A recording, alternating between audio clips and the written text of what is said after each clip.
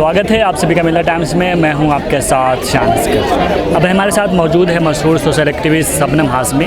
अभी मैं जंतर मंतर पर आज इनसे बात करेंगे। ये लोग प्रोटेस्ट भी कर रहे हैं, जिस तरह से तीस्ता शीतल वार्ड को गुजरात एडीसी ने गिरफ्तार किया, उसी को लेकर यहाँ पे प्रोटेस्ट किया जा रहा है। मैम, क्या मांगे हैं? क्या लगता है कि जिस तरह से तीस्ता शीतल वार्ड को गिरफ्तार किया गया है वो लीगल है या इलीगल तरीके से है? मैं तो बिल्कुल इलीगल मानती हूँ इसको, और ये हमारी डिमांड है कि तीस्ता आरबी श्री कुमार और संजीव भट्ट को रिहा किया जाए। जिस तरह का जजमेंट आया है हम उसको बहुत गलत मानते हैं। आज तक हमारी सुप्रीम कोर्ट की या और किसी भी कोर्ट की हिस्ट्री में शायद ऐसा नहीं हुआ होगा कि आप न्याय मांगने जाएं और कोर्ट आपको ही दोषी ठहरा दे।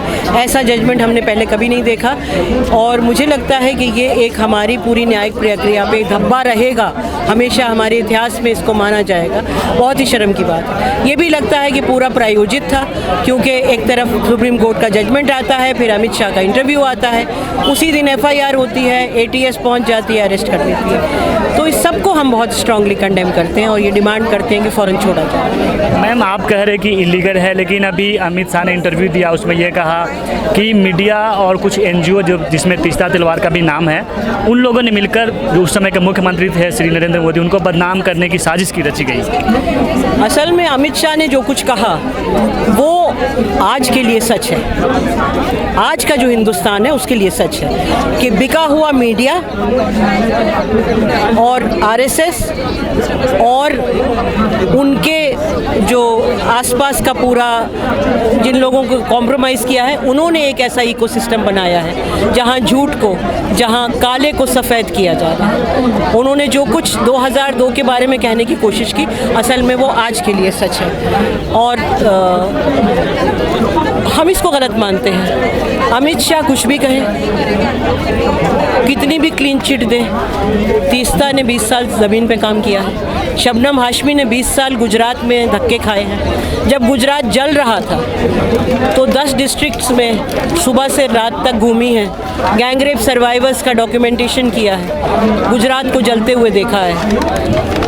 और सिर्फ मैं, तीस्ता, हर्षमंदर, गगन सेठी या और बहुत सारे सैकड़ों एक्टिविस्ट को आप छोड़ दीजिए, पूरे दुनिया के लोग, पूरे दुनिया की ह्यूमन राइट्स ऑर्गेनाइजेशन ने गुजरात में क्या हुआ उसको रिकॉर्ड किया है, और दुनिया सच जानती है। ये कितना भी दबा ले, आप गड्ढा खोद के दबा दीजिए 2002 को, इन्होंने अपने पैर पे खुद कुल्हाड़ी मारी है, क्योंकि शायद लोग 2002 भूल गए थे, अब वो फिर वापस आ गया 2002। मैम, आप कह रहे कि आपने 2002 दंगा देखा, वहाँ आपने लोगों की मदद भी की, लेकिन वहीं कहीं ना कहीं अमित शाह ये कहने की कोशिश कर रहे हैं कि ये कहीं ना कहीं सुनियोजित था या उसका उसमें कोई रोल नहीं है। दूसरा मैम ये कि 19 साल बाद जग्या जाफरी वो इंसाफ की लड़ाई लड़ती है, वो हार जाती है, उनको नरेंद्र मोदी जी को बरी कर दिया जाता है कोर्ट से।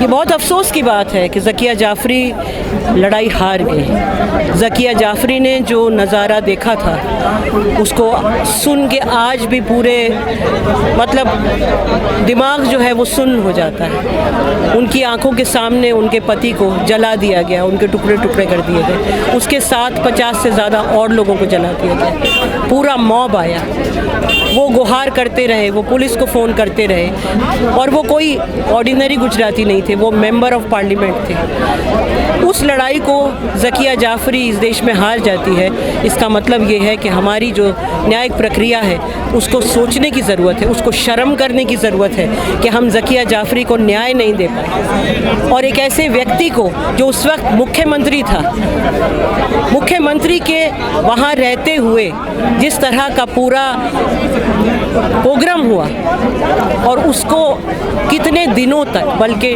महीनों तक नहीं रोका गया उस मारकाट। शर्म की बात है कि उनको क्लीन चिट मिल जाए। उनको क्लीन चिट कोई भी दे दे, लेकिन ये देश उनको क्लीन चिट नहीं देगा। उनके मोदी भक्त क्लीन चिट दे देंगे, आरएसएस बीजेपी क्लीन चिट दे देगी, लेकिन इस देश के लोग नहीं देंगे। क्योंकि गुजरात की सच्चाई, जिस तरह हम 1984 में कांग्रेस को या बहुत सारे लोग जो उस वक्त उसमें इन्वॉल्व थे उनको हम क्लीन चिट नहीं दे सकते, इसी तरह इनको कभी क्लीन चिट नहीं मिलेगी। आप खोद के गाड़ दीजिए लीजिए 2002, वो सच बार बार आता रहेगा और आपको एक भूत की तरह फॉलो करेगा, ये याद रखिए नरेंद्र मोदी। मैम, जैसे आपने कहा कि जो न्यायपालिका है, जो सुप्रीम कोर्ट है, वो कहीं ना कहीं इंसाफ नहीं दे पाई, लेकिन उस समय केंद्र में कांग्रेस की सरकार थी, उन्होंने भी कुछ नहीं किया। वो चाहती तो इंसाफ कर सकती थी जाकिया जाफरी के साथ। मेरा भी यही मानना है कि अगर कांग्रेस चाहती तो कर सकती थी, क्योंकि बहुत सारे सबूत मौजूद थे,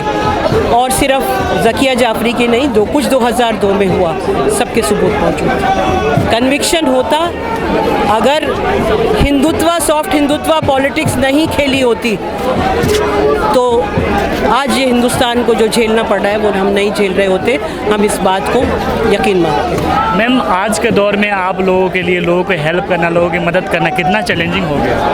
बहुत चैलेंजिंग हो गया, और अलग अलग तरह से। तीस्ता जैसे लोगों पे केसेस लगा दिए, उनको तो लगातार वो लीगल लड़ाई में ही हैं।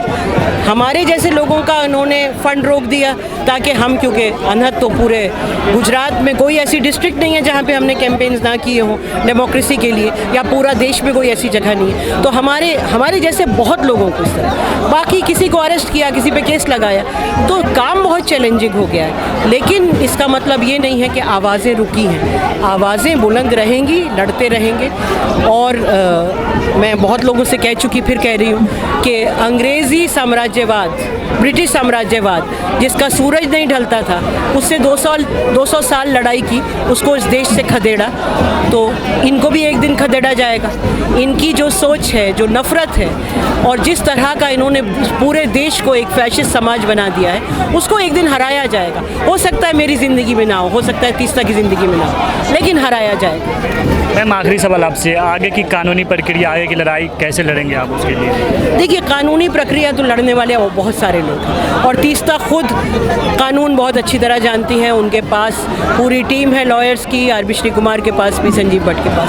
मैं कानून को बहुत ज़्यादा नहीं समझती, और मुझे ये कहने में शर्म नहीं है, क्योंकि मैं, आपको मालूम हो कि नहीं, कि मैं कॉलेज ड्रॉप आउट हूँ। मैं तो कॉलेज में पढ़ती थी, एक बस्ती में इन्वॉल्व हो गई, 7 साल मैंने बस्ती में निकाल दिए मुसलमान बच्चियों को पढ़ाते। तो मैं तो एक्टिविस्ट ज़मीन से बनी हूँ, मैं लीगल नहीं जानती, लेकिन ये जानती हूँ क्या सही है क्या गलत है, और गलत के खिलाफ आवाज़ उठाना जानती हूँ, वो मैं उठाती हूँ। बहुत शुक्रिया मैम से बात करने के लिए। तो ये थे सोशल एक्टिविस्ट शबनम हाशमी। आप भी क्या सोचते हैं इनकी बातों से, अपनी राय कमेंट बॉक्स में ज़रूर रखें। मिल्लत टाइम्स को आपकी ज़रूरत है, हमारी आप माली मदद करें।